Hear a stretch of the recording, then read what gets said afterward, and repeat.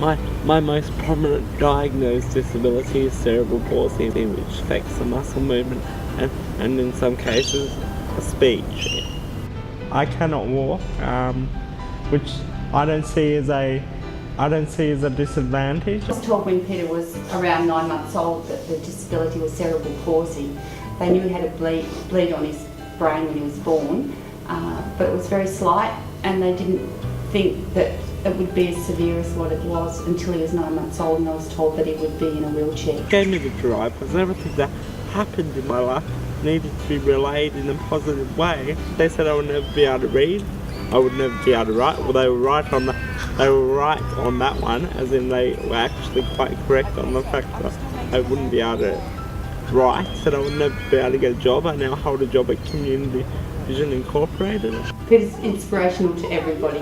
He has a great sense of humour.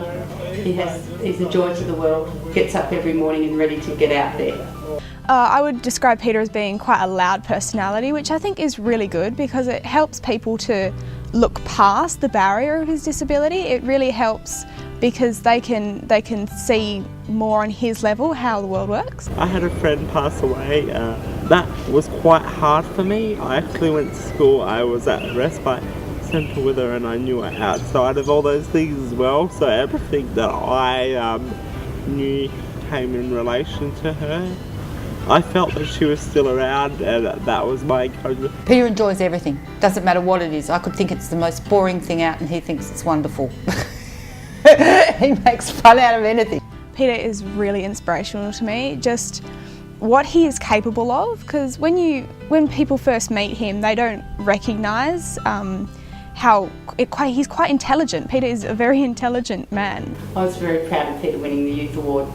He was very enthusiastic about going in for it, kept him busy for months planning and doing activities towards it, and there was a lot of kids that weren't disabled in it as well, so it's great to see a kid that's got a disability win it. To be honest, I don't really feel overwhelmed about that. I mean, there is times where I think, wow, I look back on it in myself, but now it's just a way of life. The main promotion I want to promote to you today, that a disability is only not a little disadvantage, and however controversial it might sound, everybody in the world has a disability, and the most common disability is the inability to accept and make change for those of other humans. I would describe myself as not only an advocate for people with disabilities, but also youth in general, and I just enjoy doing what I'm doing. Peter does more than most kids his age that are able-bodied. I've been a long-term member in the Scout Association and have built very strong bonds between that and the Shellcross family. Particularly my friends Matthew and Jessica, who I spend a lot of my time talking things over with and hanging out with. We met about 7 years ago when he joined my troop. My dad's the scout leader and he helped Peter to settle in, and we found ways that Peter could work within the troop without having the hindrance of other people not really being sure about his disability.